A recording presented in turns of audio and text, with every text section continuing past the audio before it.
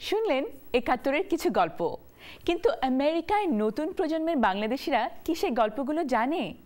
বাংলাদেশের ইতিহাস তাদের কাছে কিভাবে পৌঁছে দেওয়া যায় সেই কথাই জানার চেষ্টা করেছি।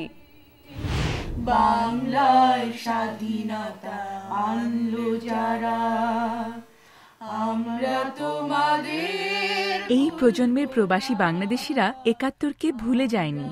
তারা মুক্তিযুদ্ধ দেখেনি, তবুও তাদের দেশপ্রেম অটুট। দুঃসহ বেদনার কণ্ঠক পথবে। কথা বলছি শিমুল মৌয়ের সাথে। শিমুল, দৃষ্টিপাত কি এবং আপনারা কি করার চেষ্টা করছেন আমাদেরকে বলবেন? ধন্যবাদ। দৃষ্টিপাত একটি ওয়াশিংটন ডিসিস্থ মানবাধিকার সংস্থা, যার অনেকগুলো উদ্দেশ্যের মধ্যে একটি হচ্ছে বাংলাদেশের সঠিক ইতিহাস এবং সংস্কৃতিকে আমাদের নতুন প্রজন্মের কাছে তুলে ধরা, যাকে আমরা বলি ৭১-এর গল্প। শিমুল মৌ বাংলাদেশে বড় হয়েছেন, এখন আমেরিকায় ৭১-এর গল্প নামে একটি বার্ষিক অনুষ্ঠান পরিচালনা করছেন।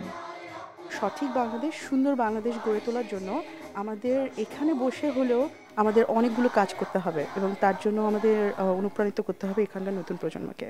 তুমি আসবে বলে হে স্বাধীনতা, ছাত্রাবাস বস্তি উজাড় হলো।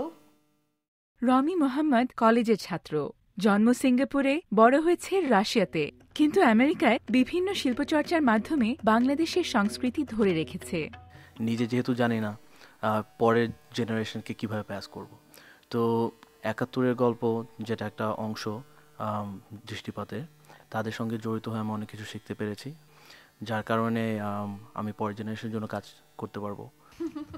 ওয়াদিয়া মেহজেবিন হাই স্কুলে পড়ে। তার জন্ম আমেরিকায়, কিন্তু ছোটবেলা থেকেই সে গান গায়, অভিনয় করে।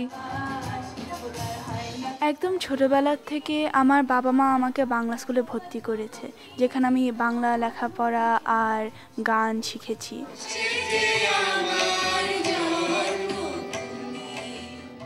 আমরা ৭১ গল্পের মতো আরও অনুষ্ঠান করলে আমরা রিয়েল হিস্ট্রিটা জানতে পারবো, শিখতে পারবো, এবং we would like to know about the heroes of the Bangladeshi liberation war.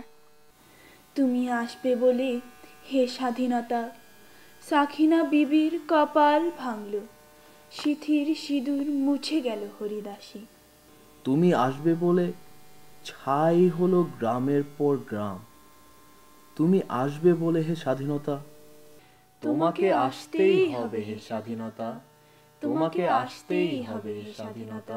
আমি মুক্তিযুদ্ধ দেখিনি, মুক্তিযুদ্ধ আমার ভেতরে রয়েছে, আমার বাবা মা আমাকে এটা পৌঁছে দিয়েছেন।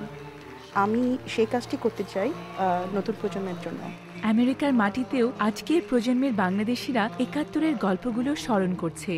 নতুন প্রজন্মের কাছে যদি বাংলাদেশের ইতিহাস পৌঁছে দিতে না পারি, তাহলে ৪০ বছরের স্বাধীনতা পেয়ে লাভ কি হলো?